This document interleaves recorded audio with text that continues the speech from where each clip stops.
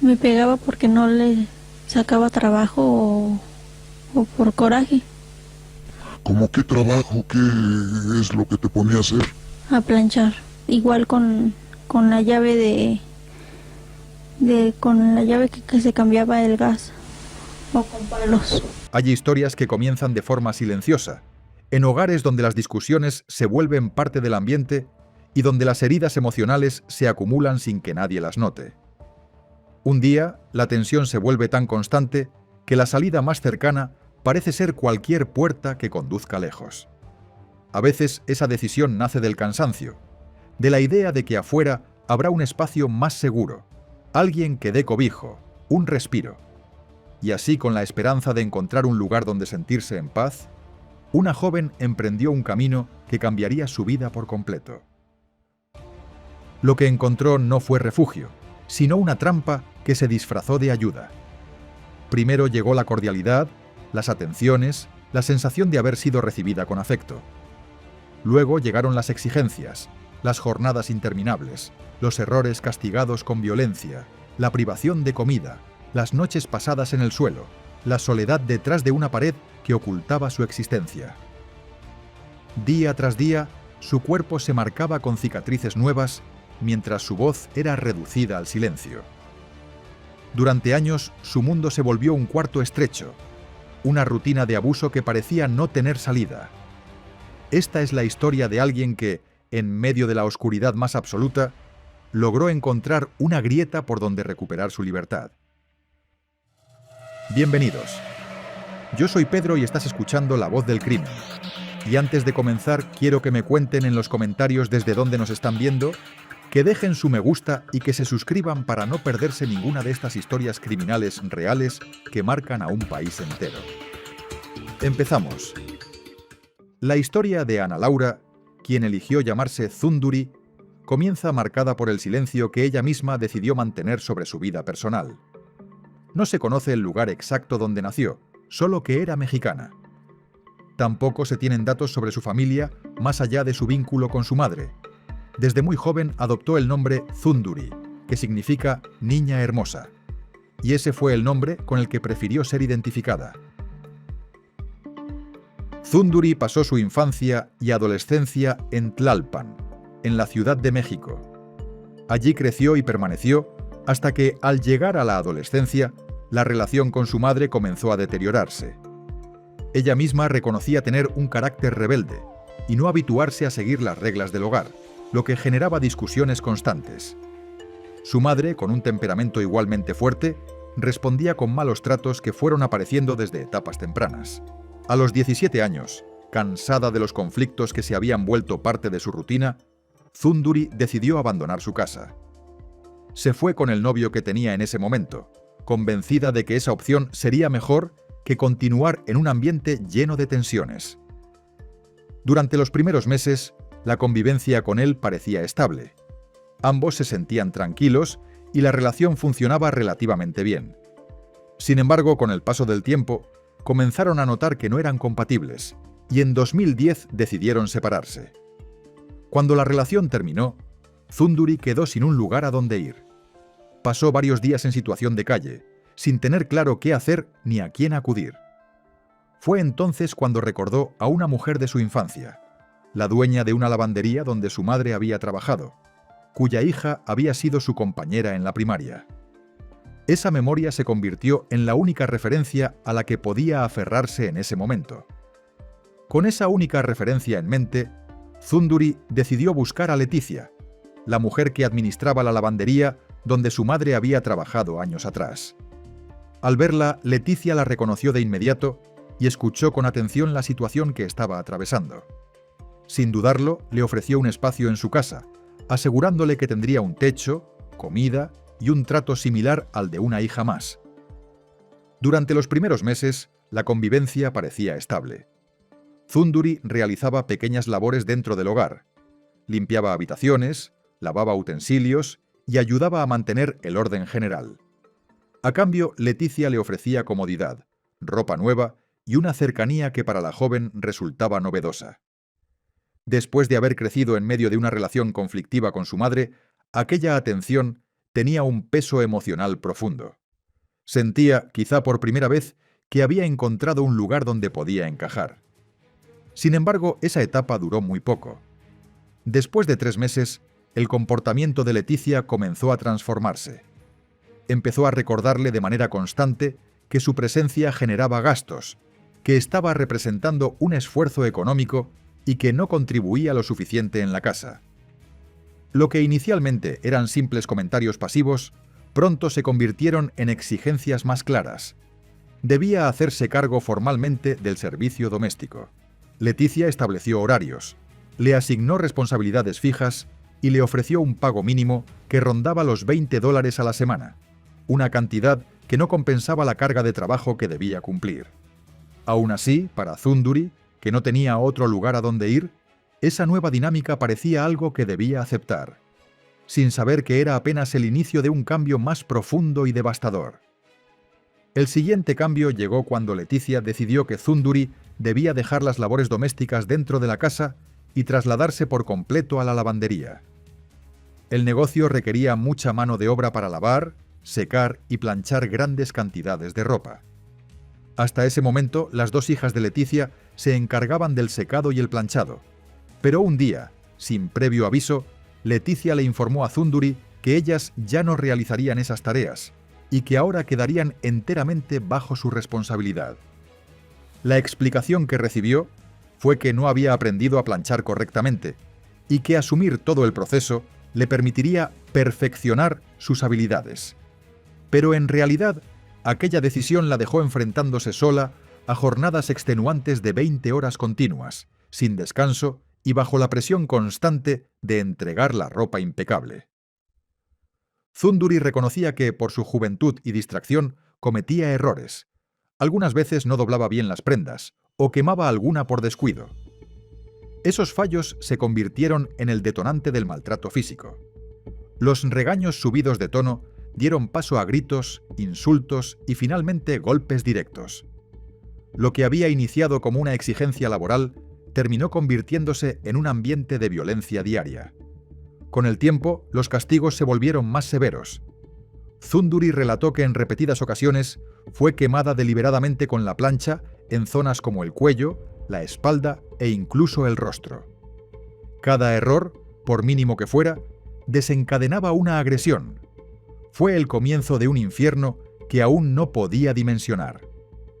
Con el paso del tiempo, la situación de Thundury dentro de la lavandería se volvió insostenible. Las jornadas de 20 horas se convirtieron en su rutina diaria, un ritmo imposible de sostener para cualquier persona, especialmente para alguien tan joven. En muchas ocasiones, el agotamiento era tan extremo que ya no lograba regresar a su habitación para dormir. Terminaba quedándose en el mismo cuarto donde planchaba, recostada en el suelo entre montones de ropa que debía entregar.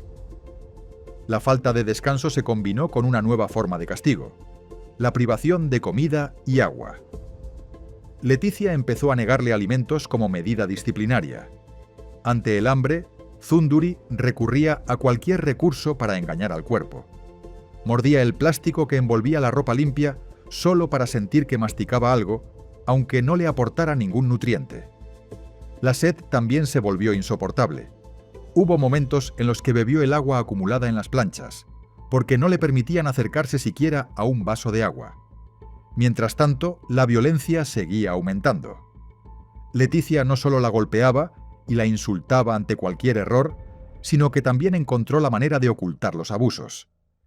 Instaló una pared falsa detrás del mostrador para que los clientes no pudieran ver las condiciones en las que Thundury trabajaba. Desde afuera, la lavandería parecía funcionar con normalidad, mientras detrás de aquella estructura, la joven vivía un desgaste físico y emocional devastador. A esta dinámica se sumaron también las hijas de Leticia, quienes inicialmente trabajaban en el área de secado y planchado. Con el tiempo, participaron del maltrato. El esposo de Leticia y, en ocasiones, la hermana de la mujer junto con su marido también se involucraron. Entre todos formaron un entorno que mantuvo a Thundury atrapada, sometida y sin protección alguna. Después de 3 años enfrentando jornadas interminables, maltratos constantes y privaciones de todo tipo, Zunduri encontró una oportunidad mínima pero decisiva para intentar escapar. Un día halló un billete en el pantalón de un cliente. Aquella cantidad, aunque pequeña, representaba para ella la posibilidad real de huir.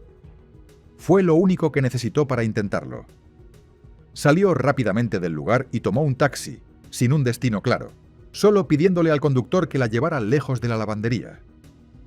Durante unos días logró refugiarse temporalmente en la casa de una amiga que también vivía en Tlalpan.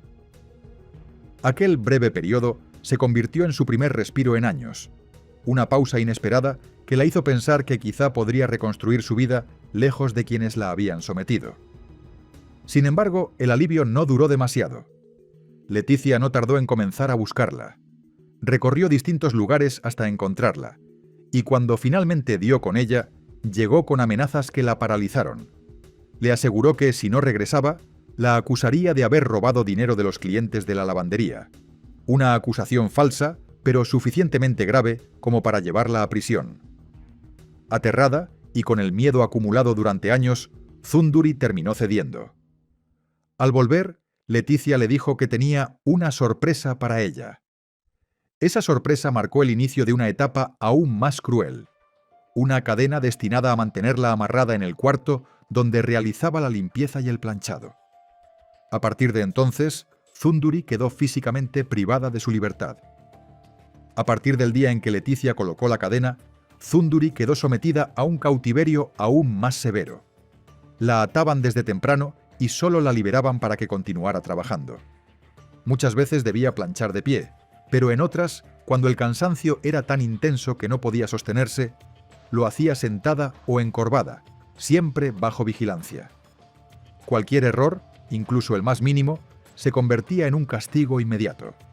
Durante 2 años más, permaneció encadenada casi todo el día, sometida a la misma rutina agotadora, a los mismos abusos y al mismo silencio que había rodeado su vida desde que llegó a esa casa lavandería. Sumados a los primeros 3 años, en los que ya había sido tratada como una esclava, su cautiverio alcanzó un total de 5 años de explotación. Así llegó el año 2015, sin imaginar que ese sería el momento en que una falla mínima por parte de sus agresores abriría la posibilidad de recuperar la libertad que creía perdida. En ese momento, tras 5 años viviendo entre abusos, cadenas y jornadas agotadoras, ocurrió un descuido que cambiaría el destino de Zunduri. Ese día Leticia la encadenó como de costumbre en el cuarto donde pasaba la mayor parte del tiempo planchando. Sin embargo, cometió un error. Colocó el candado, pero no lo aseguró correctamente. Para la mayoría, un fallo tan pequeño podría pasar inadvertido, pero para Zunduri significó una señal clara. Aunque sabía que intentar huir nuevamente podía costarle la vida, también entendía que una oportunidad así quizá no volvería a presentarse. Esperó el momento indicado y cuando tuvo certeza de que nadie la observaba, logró liberarse con cuidado. Tomó un poco de dinero que había logrado esconder y comenzó a trepar por las paredes internas de la casa, buscando cualquier espacio que le permitiera salir. Finalmente encontró un orificio lo suficientemente grande como para escabullirse. Al atravesarlo, cayó directamente sobre una pila de basura en el exterior. El golpe provocó un ruido fuerte que hizo que los perros comenzaran a ladrar. Por un instante pensó que todo había terminado, que la familia saldría y la descubriría casi en la puerta misma del lugar donde había pasado los peores años de su vida. Pero contra todo pronóstico, nadie salió. Ese breve margen le permitió levantarse, sacudirse y comenzar a correr hacia la calle. Con el poco dinero que tenía, detuvo un taxi y subió de inmediato, pidiéndole al conductor que la llevara lo más lejos posible. Mientras el vehículo se alejaba, vio el calendario colgado en el interior. Era 22 de abril de 2015, el día en que finalmente había logrado escapar.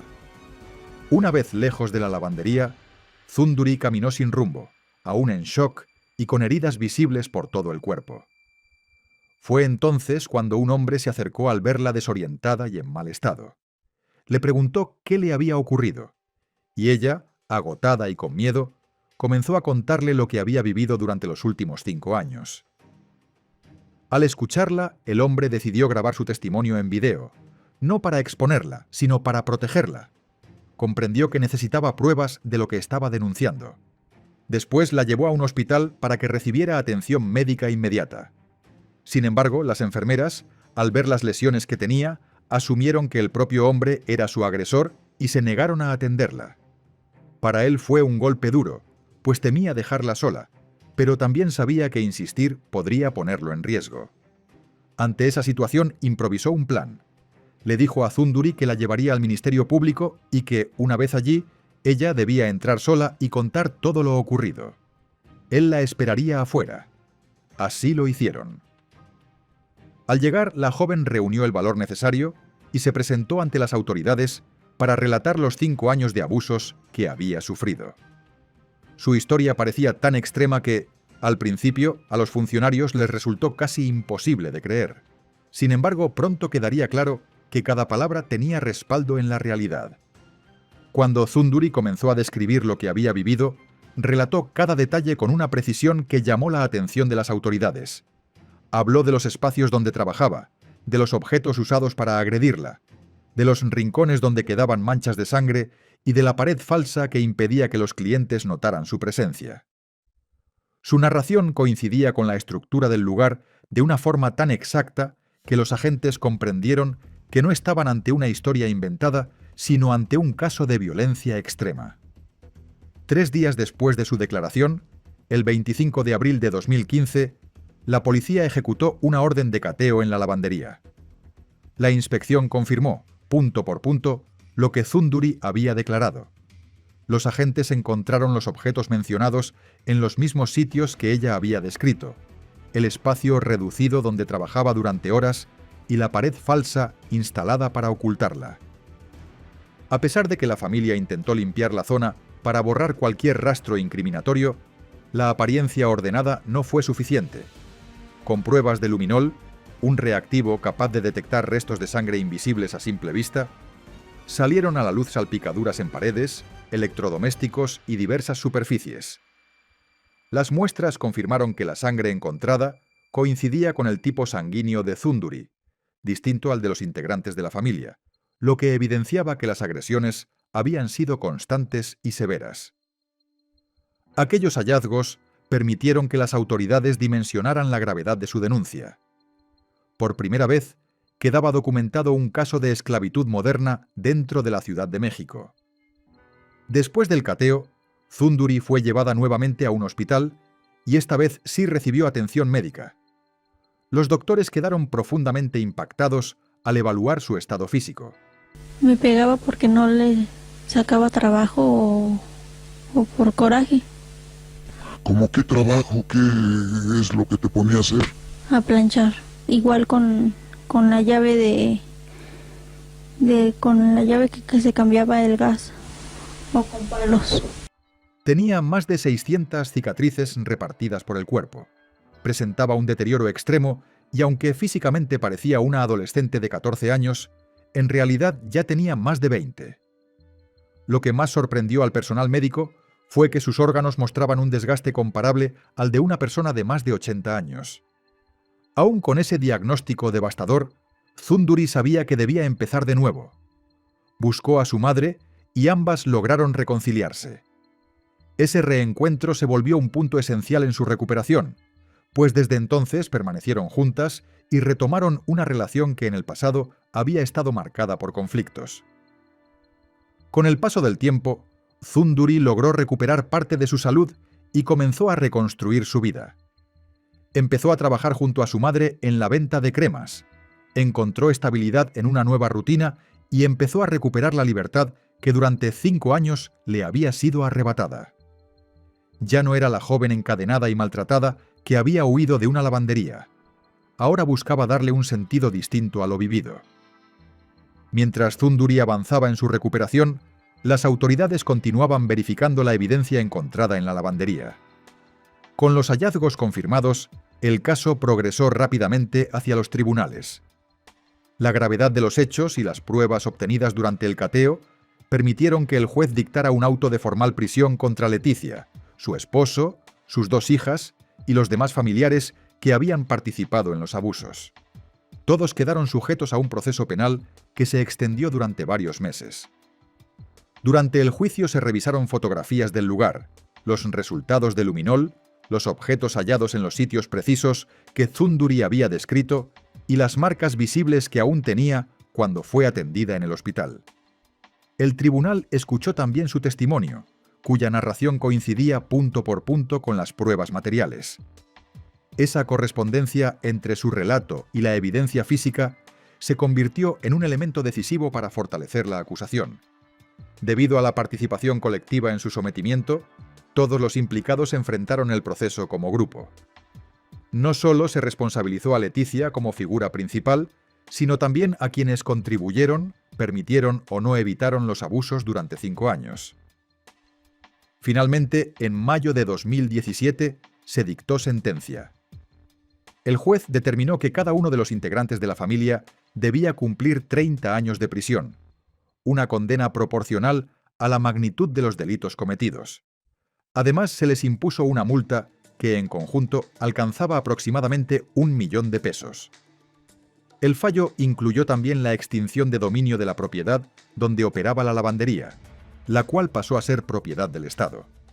Con la sentencia finalizada, todos los involucrados fueron recluidos para cumplir su condena, mientras Thunduri comenzaba a dar los primeros pasos hacia una vida completamente distinta, lejos del lugar donde había sufrido el periodo más oscuro de su historia.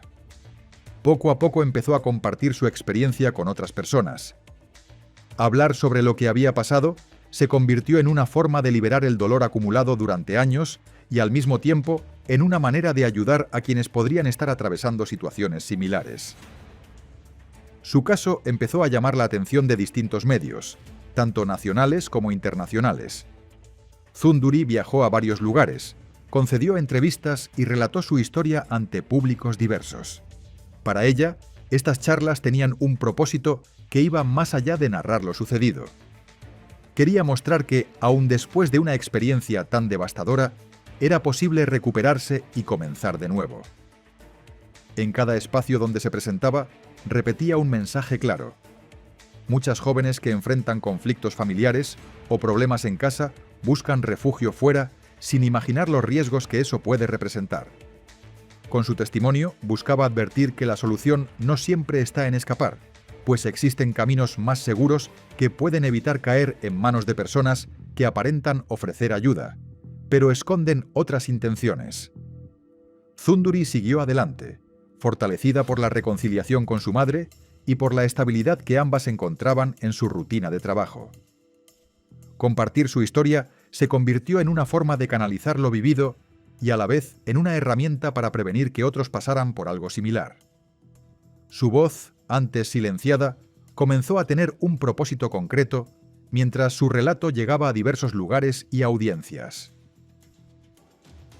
La historia de Thunduri nos obliga a mirar de frente una realidad que muchas veces preferimos creer imposible: la existencia de la esclavitud moderna en espacios cotidianos, en lugares donde cualquiera podría entrar sin imaginar lo que ocurre detrás de una pared, una puerta o un mostrador. Su caso expone cómo la violencia puede disfrazarse de ayuda, cómo la vulnerabilidad puede ser aprovechada por quienes aparentan ofrecer refugio y cómo el silencio, el miedo y la indiferencia pueden sostener durante años el sufrimiento de una persona. Escuchar lo que ella vivió no solo conmueve, confronta. Nos recuerda que estas dinámicas pueden estar más cerca de lo que creemos, invisibles para todos menos para quien las padece. Gracias por acompañarme en este recorrido tan duro como necesario. Si este caso te impactó o te hizo reflexionar, te invito a suscribirte, dejar tu me gusta y escribir en los comentarios desde donde nos escuchas. Ese apoyo permite que más personas conozcan estas historias reales y que sigamos dando voz a quienes durante tanto tiempo no pudieron alzarla. Piensa por un momento en lo que significa ser un niño y no tener a dónde ir. Imagina que tú dependes por completo de los adultos que te rodean, que confías en ellos porque no conoces otra cosa, porque no tienes la opción de escapar. Considera por un instante crecer en un lugar donde el miedo es cotidiano, donde el silencio pesa más que las palabras y donde pedir ayuda no garantiza ser escuchado. Esta historia comienza precisamente ahí, en la vida de una niña cuya vulnerabilidad fue visible para muchos, pero atendida por nadie. Imagina que tú eres esa niña, que cada día te preguntas si hoy será diferente, si alguien notará tu tristeza, si por fin estarás a salvo. La historia de Pierina Nicole no es solo el relato de un crimen, es el retrato de un abandono prolongado, de decisiones equivocadas, de instituciones que llegaron tarde y de una infancia marcada por la violencia y la indiferencia. Desde el primer minuto, esta historia nos enfrenta a una verdad incómoda.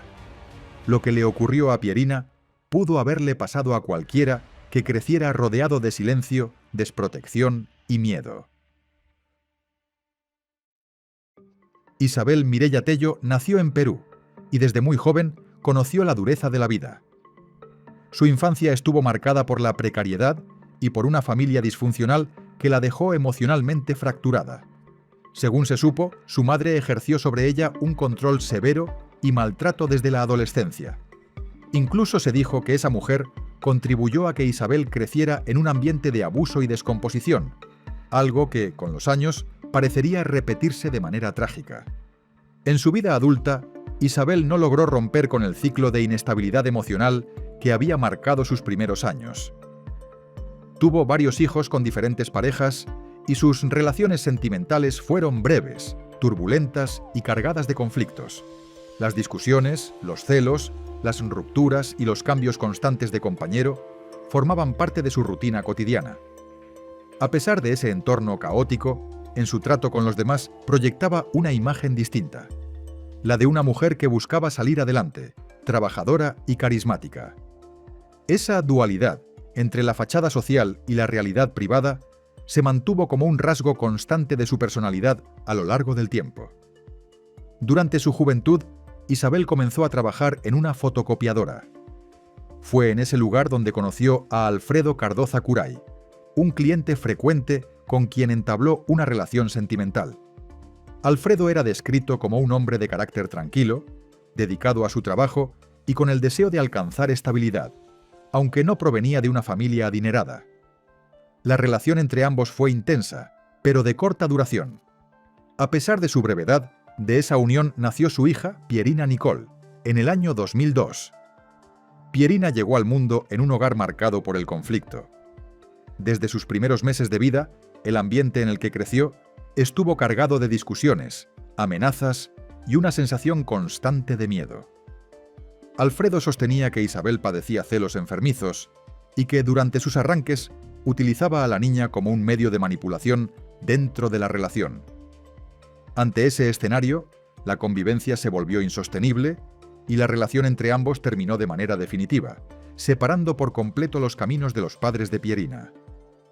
Tras la ruptura, Isabel quedó a cargo de sus hijos.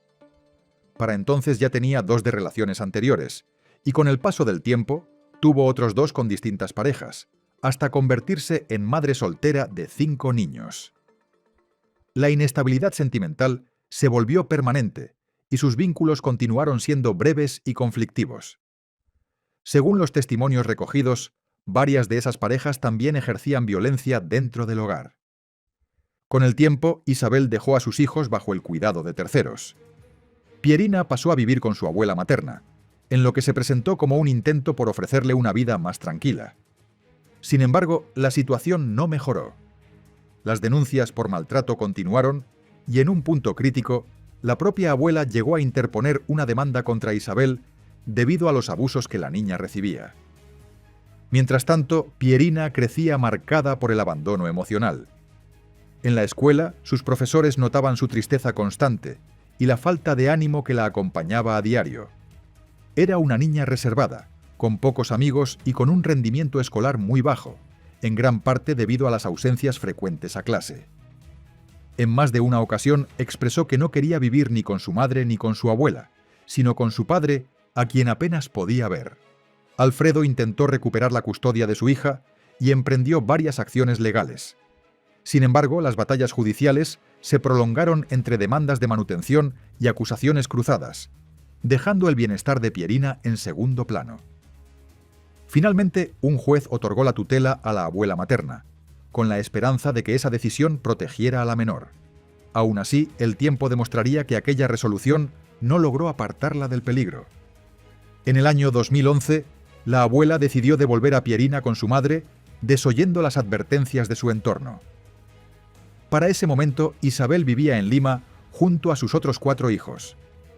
El regreso de Pierina al hogar materno no significó una oportunidad de reconciliación ni de estabilidad, sino el inicio de una convivencia que terminaría convirtiéndose en el preludio de un desenlace trágico. Isabel proyectaba hacia los demás una imagen que contrastaba profundamente con la realidad que vivían quienes la conocían de cerca. Ante su entorno social, se mostraba como una mujer trabajadora y dedicada, pero en su vida privada predominaban la manipulación y la mentira. Con el paso del tiempo, se descubrió que mantenía correspondencia con hombres extranjeros, a quienes les enviaba cartas fingiendo relaciones pasadas o asegurando que algunos de sus hijos eran de ellos, con el objetivo de obtener dinero. En esas comunicaciones, Isabel adoptaba distintas identidades según la conveniencia. Se presentaba como profesional, como madre abnegada o como una mujer en situación de extrema necesidad. Algunos de esos hombres le enviaron sumas importantes de dinero, creyendo en las historias que ella construía. Este patrón de engaño reforzó la percepción de una personalidad calculadora, capaz de sostener versiones falsas de manera reiterada.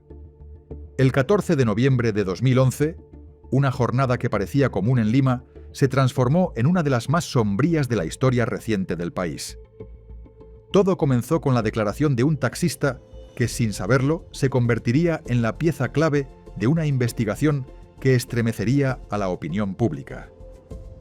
El hombre acudió a la policía para contar que minutos antes había trasladado a 2 mujeres, una mayor y una más joven, que durante el trayecto hablaban con nerviosismo sobre cómo elaborar una coartada. Las escuchó mencionar algo grave, y su intuición lo llevó a pensar que se trataba de un crimen. Intrigado y alarmado, decidió informar a las autoridades la dirección exacta donde las había dejado. Esa decisión, aparentemente pequeña, marcaría el inicio del descubrimiento de una tragedia. Cuando los agentes policiales llegaron al lugar indicado, se encontraron con una escena devastadora. En una vivienda modesta, el silencio era denso y el ambiente parecía recién limpiado. Sin embargo, pronto hallaron el cuerpo sin vida de Pierina Nicole, de 9 años. Las primeras pericias forenses confirmaron que la niña había sido víctima de una agresión extrema y prolongada. El informe determinó que su muerte fue producto de asfixia, aunque los especialistas también detectaron señales de violencia física previa, incluido abuso sexual con un objeto. Todo indicaba que el cuerpo había sido aseado y el escenario alterado para borrar evidencias. La limpieza reciente del baño y los rastros detectados con luminol dejaron claro que alguien había intentado ocultar lo sucedido. Desde el primer momento, las sospechas recayeron sobre Isabel. Era la única adulta responsable de la menor y la persona que convivía con ella junto a sus otros hijos pequeños. Al ser interrogada por la policía, comenzó a incurrir en contradicciones. En su primera versión afirmó que no sabía qué había ocurrido, que había salido de la vivienda y que al regresar encontró a su hija sin vida. Sostuvo que una tercera persona pudo haber ingresado al domicilio y cometido el crimen, aunque no existían señales de entrada forzada. En una segunda declaración, Isabel intentó desviar la atención hacia su pareja sentimental de ese momento, Jonathan Nieto. Aseguró que ese día habían discutido, que él salió enfurecido y que luego regresó para encerrar a la niña en el baño. Según su relato, el hombre habría actuado con violencia mientras ella permanecía encerrada en otra habitación junto a sus hijos menores sin poder intervenir. Sin embargo, esta versión también se vino abajo. Las pruebas no situaban a Jonathan en el lugar de los hechos, y la dueña del edificio confirmó que él había abandonado la propiedad antes de que ocurriera la tragedia. Confrontada por la policía, Isabel ofreció una tercera versión. Dijo que se encontraba viendo televisión y que no se dio cuenta de lo sucedido hasta que fue al baño y encontró a su hija inconsciente. Cada nuevo testimonio resultaba menos coherente que el anterior. Para el fiscal del caso, su comportamiento era frío y evasivo, mientras que las pruebas materiales continuaban señalándola como la principal responsable. Durante los registros realizados en la vivienda y a medida que avanzaba la investigación, comenzaron a surgir elementos que permitieron reconstruir el entorno en el que vivía Pierina. Vecinos del edificio declararon que era frecuente escuchar gritos, discusiones y llantos provenientes del departamento. Varios coincidieron en que Isabel solía reprender a la niña con dureza y que su trato hacia ella era marcadamente distinto al que tenía con los otros niños. Algunos testigos afirmaron que, en más de una ocasión, Isabel presentaba a Pierina como una empleada doméstica o como una sobrina, negando que fuera su hija. Esta actitud llamó la atención de los investigadores, quienes interpretaron esas declaraciones como parte de un patrón de desprecio y deshumanización. Con esos testimonios, la policía comenzó a delinear la imagen de una menor sometida a un maltrato prolongado, dentro de un entorno donde la violencia y la indiferencia eran constantes, y donde Pierina no contaba con ningún espacio seguro. A medida que el caso avanzó, la investigación comenzó a profundizar en los antecedentes familiares y en las alertas que habían sido ignoradas durante años. Salieron a la luz las denuncias que la abuela de Pierina había presentado tiempo atrás contra su propia hija, señalando episodios de maltrato físico hacia la menor. También se conoció que Alfredo Cardoza había intentado obtener la custodia, aportando informes médicos que documentaban lesiones y registros escolares que evidenciaban el ausentismo constante de la niña. El Ministerio Público revisó expedientes judiciales, informes sociales y documentos educativos.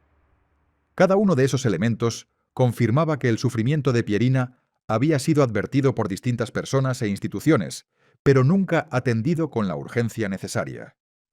Las autoridades concluyeron que existieron múltiples oportunidades para intervenir y evitar el desenlace fatal, pero ninguna se concretó de manera efectiva. Esta acumulación de omisiones dejó en evidencia una grave falla del sistema de protección infantil, que no logró resguardar a la menor a pesar de las señales claras de riesgo. Dentro del proceso investigativo, las autoridades analizaron el perfil psicológico de Isabel. Las cartas que enviaba a hombres extranjeros fueron incorporadas como parte de la evidencia, ya que revelaban su capacidad para mentir y manipular de forma sostenida. En esos escritos fingía ser profesional, inventaba enfermedades, solicitaba dinero para supuestos tratamientos o proyectos personales, y en algunos casos afirmaba falsamente que algunos de sus hijos eran de esos hombres. Para los peritos, ese comportamiento evidenciaba un patrón egocéntrico y calculador. Paralelamente, los testimonios del vecindario reforzaron la imagen de una relación deteriorada entre madre e hija. Los relatos coincidían en describir a Isabel como distante y poco afectuosa con Pierina, en contraste con la atención que mostraba hacia los otros niños. Con la suma de las pruebas forenses, las contradicciones en las declaraciones, los antecedentes de violencia y el análisis psicológico, el fiscal del caso elaboró una acusación sólida. El informe final describía un crimen cometido en un contexto de abuso prolongado y negligencia, y con esas conclusiones, el expediente fue remitido al tribunal para dar inicio al proceso judicial. Desde el inicio de las audiencias, el caso captó la atención de los medios y de la opinión pública. La relación entre Pierina e Isabel, así como la brutalidad de los hechos, generaron una mezcla de dolor, indignación y asombro. Isabel llegó a las primeras sesiones mostrando una actitud serena y cuidadosamente arreglada, como si intentara proyectar control frente a la prensa, un detalle que no pasó desapercibido para quienes seguían el proceso. Durante el juicio, la Fiscalía presentó una reconstrucción detallada de los hechos. Se expusieron las denuncias previas, las pruebas forenses, las contradicciones en las declaraciones de Isabel y los testimonios de vecinos, familiares y especialistas. Cada elemento reforzaba la tesis de que no se trataba de un hecho aislado, sino del desenlace de una historia marcada por la violencia y el abandono. La insistencia de Isabel en responsabilizar a Jonathan Nieto, sin pruebas que lo vincularan, fue interpretada como un intento deliberado de confundir al tribunal. La defensa, por su parte, intentó presentar a Isabel como una mujer marcada por un pasado traumático y por los abusos que habría sufrido en su infancia. Sin embargo, esta línea argumentativa no convenció a los jueces. El tribunal consideró que, aun reconociendo su historia personal, nada justificaba el crimen ni la frialdad demostrada durante el proceso. Su conducta fue observada como carente de empatía y orientada a manipular los hechos en su favor. El juicio se extendió por cerca de 2 años. Durante ese tiempo declararon testigos, peritos forenses, psicólogos y familiares de la víctima. Uno de los aspectos que más llamó la atención fue la actitud de Isabel durante las audiencias. Se mostraba tranquila, incluso preocupada por su apariencia, una conducta que generó desconcierto entre los presentes. En una de las sesiones, un juez llegó a llamarle la atención al recordarle que se encontraba en un juicio y no en un desfile, una escena que quedó grabada en la memoria pública. Mientras permanecía en prisión preventiva, también se registraron incidentes. En una ocasión, otra interna intentó agredirla físicamente, lo que obligó a las autoridades a trasladarla a una celda separada para resguardar su integridad. Este episodio reflejó el rechazo que su caso provocaba tanto dentro como fuera del penal. En el año 2013, el tribunal emitió su veredicto. Isabel Mireia Tello fue condenada a cadena perpetua por el crimen de su hija, Pierina Nicole. La sentencia fue recibida con aplausos en la sala y con alivio por parte de la opinión pública. El fallo estableció que no podría acceder a beneficios penitenciarios durante los primeros 35 años de condena, el máximo permitido por la legislación peruana antes de una eventual revisión. Desde entonces, Isabel permanece recluida en un penal de mujeres, a la espera de que su caso pueda ser revisado en el año 2046, conforme a la ley. Tras la sentencia, el impacto social del caso fue profundo y duradero. Durante semanas, los medios de comunicación, los programas de debate y las redes sociales analizaron no solo el crimen, sino también las fallas estructurales que habían permitido que Pierina viviera durante años en un entorno de violencia sin que existiera una intervención efectiva. Se cuestionó duramente a las instituciones que tuvieron contacto con la niña. Escuelas, servicios sociales y juzgados, por no haber actuado con la contundencia necesaria pese a las señales evidentes de riesgo.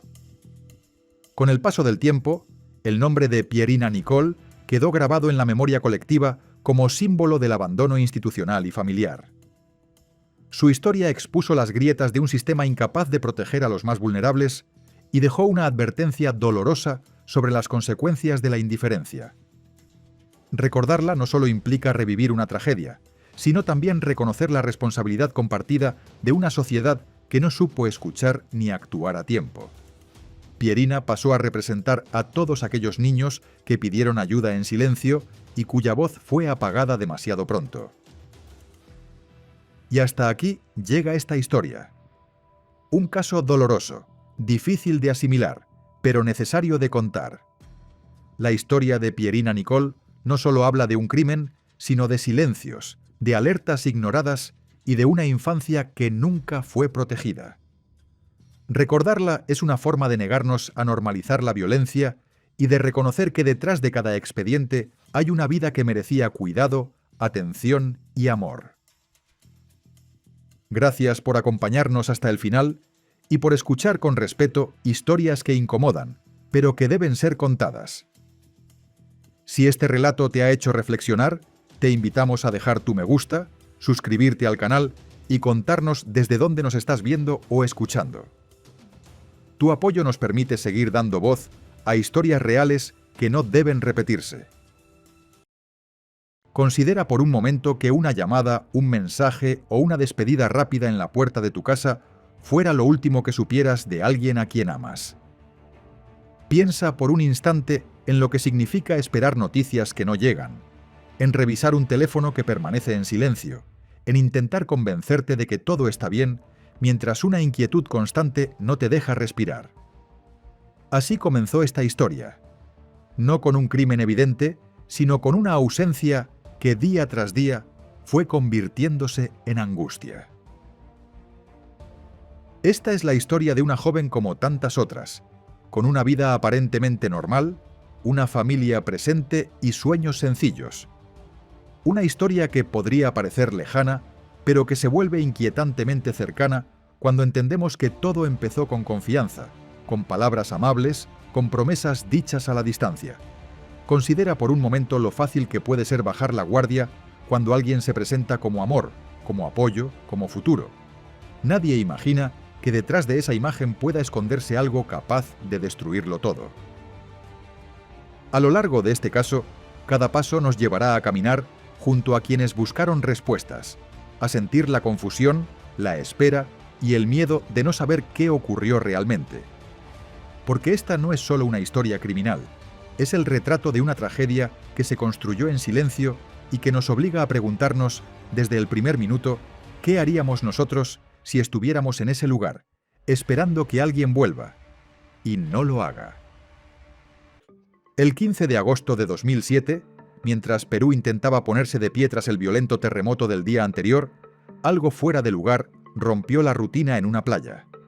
A primera hora de la mañana, pescadores y agentes que recorrían la zona vieron una maleta mediana, oscura, atrapada entre las rocas, como si el mar la hubiera escupido junto con todo lo que había arrastrado el oleaje.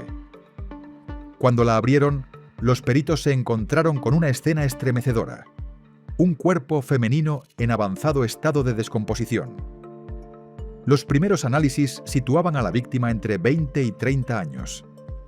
No había documentos ni objetos personales que permitieran identificarla de inmediato.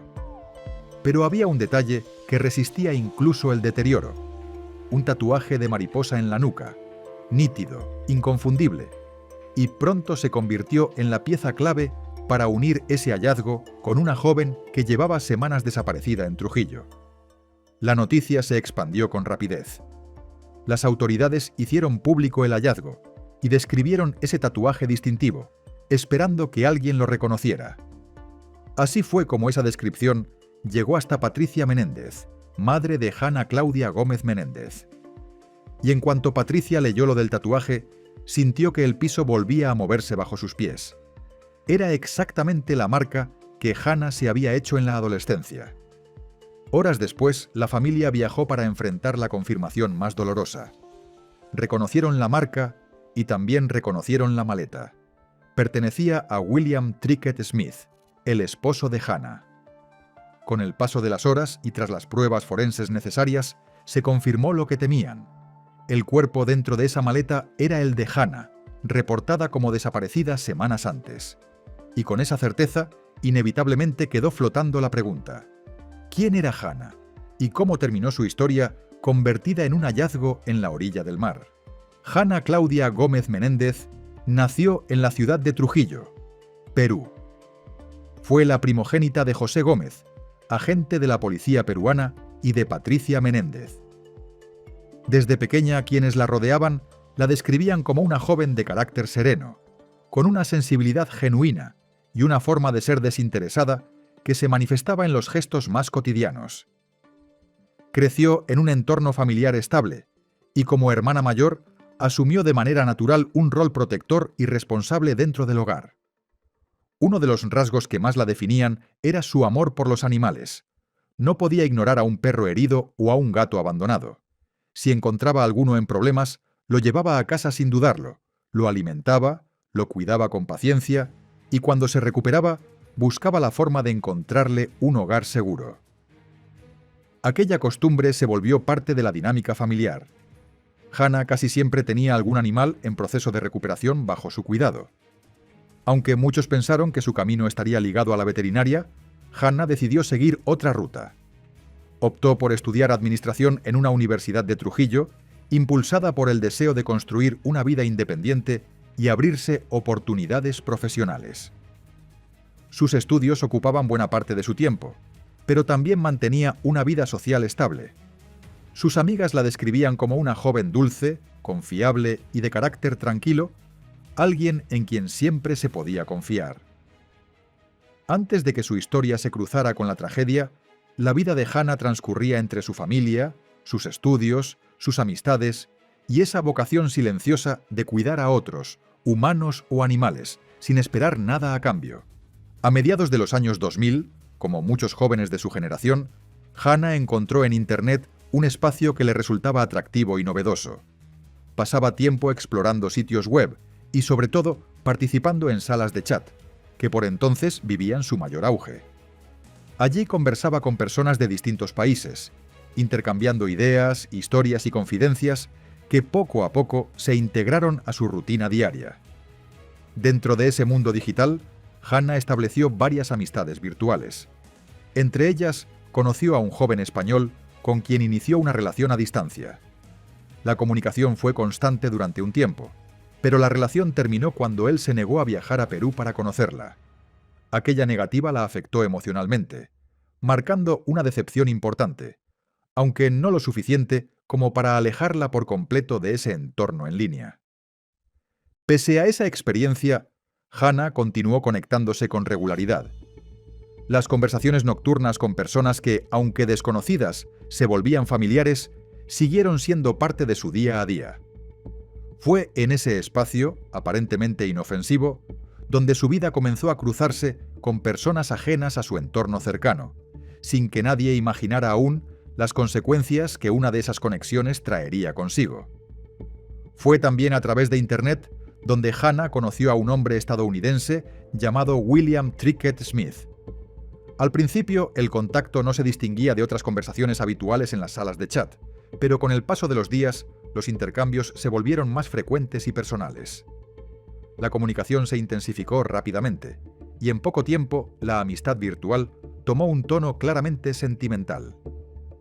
A diferencia de una experiencia anterior con otro joven extranjero, William sí mostró disposición para viajar a Perú y conocerla en persona.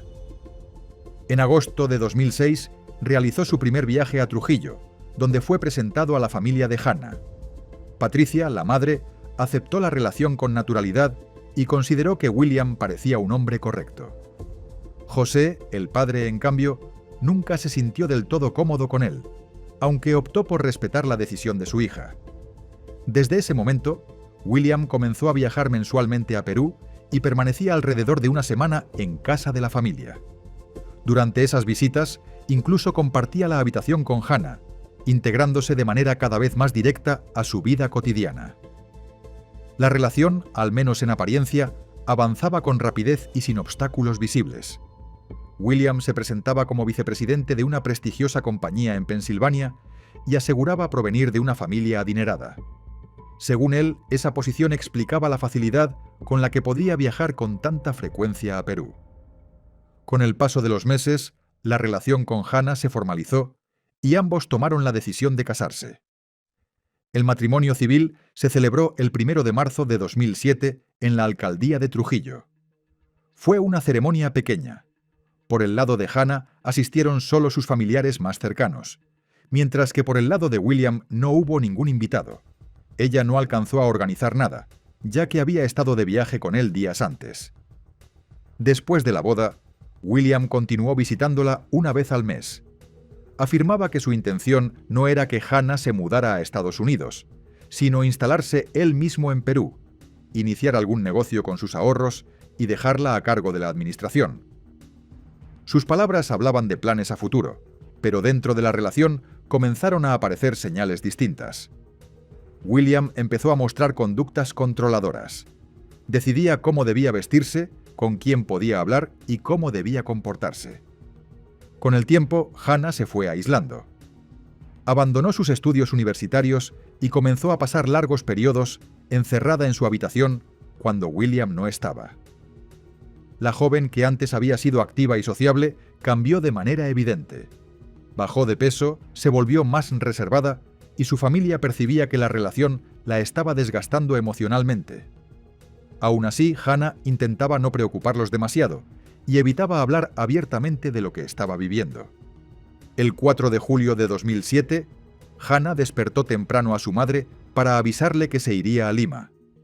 Explicó que William la había llamado para que se reunieran allí y que después viajarían juntos a Cusco. Según dijo, también aprovecharía ese viaje para recoger su nuevo documento de identidad, ya con su apellido de casada. Antes de salir, aseguró que regresaría pronto. Esa mañana, Hannah dejó la casa sin llevar muchas pertenencias. La conversación con su madre fue breve, pero no levantó sospechas inmediatas. Sin embargo, con el paso de los días, la ausencia comenzó a pesar. Ese fue el último contacto que la familia tuvo con ella. Las señales inquietantes no tardaron en aparecer. El teléfono de Hannah quedó fuera de servicio, su dinero permanecía intacto en la cuenta bancaria y William, quien supuestamente la esperaba en Lima, llamó desde Estados Unidos asegurando que no sabía nada de ella. Cada dato sumaba confusión y alimentaba la sensación de que algo no estaba bien. La incertidumbre se convirtió en angustia. Con cada día que pasaba sin noticias, la versión de una ausencia voluntaria perdía fuerza, y la familia comenzó a comprender que la situación era mucho más grave de lo que habían imaginado. La denuncia por desaparición de Hannah Gómez fue registrada el 26 de julio de 2007, luego de que su familia agotara todas las explicaciones posibles para justificar su ausencia. Antes de acudir a la policía, revisaron su cuenta bancaria, donde confirmaron que el dinero que su padre le había depositado seguía intacto. También consultaron con la compañía telefónica, que les informó algo aún más desconcertante. La línea de Hannah había sido cancelada el mismo 4 de julio, el día en que salió de casa. 5 días después de formalizar la denuncia, el 31 de julio, William llegó de manera inesperada a Perú. Aseguraba estar devastado y dispuesto a colaborar en la búsqueda de su esposa. Sin embargo, su comportamiento pronto despertó sospechas entre los familiares. Lloraba, se mostraba ansioso por salir a buscarla, pero al mismo tiempo comenzó a retirar de la casa todos los objetos compartidos con Hannah: fotografías, recuerdos y hasta el video de la boda. No dio explicaciones, se llevó todo excepto la ropa de la joven. Después de reunir esas pertenencias, William se marchó sin despedirse. Días más tarde, el 14 de agosto, volvió a llamar a la familia solo para informar que abandonaría Perú al día siguiente. No preguntó por avances en la investigación ni mostró mayor interés en lo que pudiera estar ocurriendo. Su salida estaba programada para el 15 de agosto, pero el terremoto que sacudió al país ese mismo día provocó la cancelación de los vuelos. Fue durante ese retraso forzado cuando los acontecimientos dieron un giro definitivo, con un hallazgo que terminaría de unir todas las piezas del caso. Los registros migratorios revelaron una contradicción clave. William sí había estado en Perú del 4 al 8 de julio, pese a haber asegurado que no visitaba el país desde hacía semanas. Con ese dato pasó de ser un esposo preocupado a convertirse en el principal sospechoso. Al profundizar en su historial, los investigadores descubrieron que nada de lo que William había contado sobre su vida era cierto. No pertenecía a una familia adinerada, no era vicepresidente de ninguna empresa prestigiosa y su situación laboral no explicaba sus constantes viajes. Además, salió a la luz un pasado criminal en Estados Unidos, con antecedentes por tráfico de drogas, y el hecho de que se encontraba en libertad condicional desde 2004, lo que hacía ilegales sus viajes a Perú. En medio de la investigación apareció un testigo clave: Mónica Cecilia Muñoz, una estudiante peruana que, al igual que Hannah, había conocido a William por Internet. Su testimonio permitió reconstruir los días previos a la desaparición. Mónica admitió que, a pedido de William, había cancelado la línea telefónica de Hannah, utilizando datos personales que él mismo le proporcionó. También relató episodios que coincidían con los movimientos registrados en el hotel de Lima, donde la pareja se hospedó del 4 al 8 de julio. Según el personal del hotel, William y Hannah ingresaron juntos el 4 de julio. En los días siguientes, él entraba y salía con regularidad. Hannah fue vista en algunas ocasiones, pero después del 6 de julio, nadie volvió a verla. El 8 de julio, William abandonó el hotel llevando únicamente una maleta azul, la misma en la que más tarde aparecería el cuerpo. Ese mismo día, pidió a Mónica que llamara al hotel haciéndose pasar por Hannah para solicitar más tiempo en la habitación. El testimonio de Mónica incluyó además un episodio que solo comprendió en su verdadera dimensión cuando el caso se hizo público. Contó que William la llevó hasta un muelle con la excusa de traducir en un supuesto negocio. Allí abordaron un bote, llevando consigo la maleta. Una vez mar adentro, William ató una piedra a la maleta y la arrojó al mar.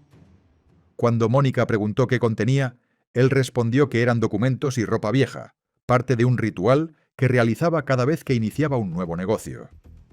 Con el avance de la investigación, William ya había regresado a Estados Unidos, donde fue detenido por violar las condiciones de su libertad condicional, lo que permitió iniciar el proceso para su extradición a Perú. Durante una inspección en su vivienda, las autoridades encontraron pertenencias de Hannah, un hallazgo que reforzó de manera decisiva la acusación en su contra.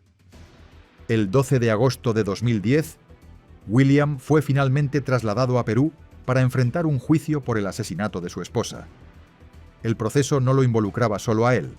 También estaban imputados Mónica Muñoz y Justo Solano, el conductor del bote desde el cual William había arrojado la maleta al mar. La fiscalía solicitó 31 años de prisión para William, 15 años para Mónica y 8 años para Justo. Durante el juicio se determinó que Justo no tenía conocimiento de quién era William ni de lo que transportaba la maleta. Su participación se limitó a prestar un servicio de transporte sin saber lo que realmente ocurría. En el caso de Mónica, el análisis fue más complejo. Si bien había realizado acciones que favorecieron a William, como cancelar la línea telefónica de Hannah y hacerse pasar por ella en el hotel, se concluyó que actuó bajo manipulación, sin saber que en la maleta se encontraba el cuerpo de la joven. Su testimonio resultó clave para reconstruir los hechos, y gracias a su cooperación, tanto ella como Justo fueron absueltos. La investigación nunca logró establecer con precisión qué ocurrió dentro de la habitación del hotel entre el 4 y el 6 de julio, los últimos días en que Hannah fue vista con vida. Los peritos solo pudieron determinar que murió a causa de un golpe en la cabeza, pero las circunstancias exactas permanecieron en silencio. Para los investigadores, una de las hipótesis más fuertes fue la de una discusión que escaló hasta la violencia, alimentada por las conductas posesivas y de control que William ejercía sobre ella. Sin embargo, también se contempló una hipótesis más oscura: la premeditación. William viajó a Perú en una fecha que no coincidía con sus visitas habituales, y antes del encuentro con Hannah ya había insinuado a Mónica que necesitaba su ayuda para algo importante. A esto se sumaba la organización del viaje a Lima, la cancelación del teléfono de Hannah y el posterior lanzamiento de la maleta al mar. En ausencia de una confesión, la verdad quedó fragmentada entre una pelea repentina o un plan que pudo haberse gestado con antelación. Con todos estos elementos, los registros migratorios, la identificación de la maleta, los testimonios del hotel, las declaraciones de Mónica y el hallazgo de pertenencias de Hannah en su casa, el tribunal declaró a William culpable y le impuso una condena de 35 años de prisión que debía cumplir en una cárcel peruana. Aunque el caso quedó oficialmente cerrado, para la familia de Hannah persistió una pregunta sin respuesta definitiva: el verdadero motivo del asesinato. Más allá del fallo judicial, el nombre de Hannah permanece como el de una joven noble, cercana y llena de sueños que jamás debió cruzarse con alguien que decidió arrebatárselos. La historia de Hannah Claudia Gómez Menéndez deja una herida que no se cierra con una sentencia. Más allá de los años de prisión impuestos a su agresor, permanece el peso de todo aquello que no pudo evitarse: las señales de control normalizadas, el aislamiento silencioso, la confianza depositada en alguien que construyó su identidad sobre la mentira. Hannah no murió solo por un acto de violencia, sino por una cadena de engaños que se fueron estrechando hasta no dejarle salida. Su caso expone una realidad incómoda. El peligro no siempre llega con amenazas evidentes, a veces se disfraza de promesas, de planes a futuro y de supuestas muestras de amor. Recordar a Hannah es también un acto de responsabilidad colectiva. Su historia obliga a mirar con más atención las relaciones que se vuelven asfixiantes, a no minimizar el control emocional y a entender que la violencia no empieza con un golpe, sino mucho antes. Mantener viva su memoria es una forma de advertencia, pero también de respeto hacia una joven que tenía sueños, vínculos y una vida que jamás debió terminar de esta manera.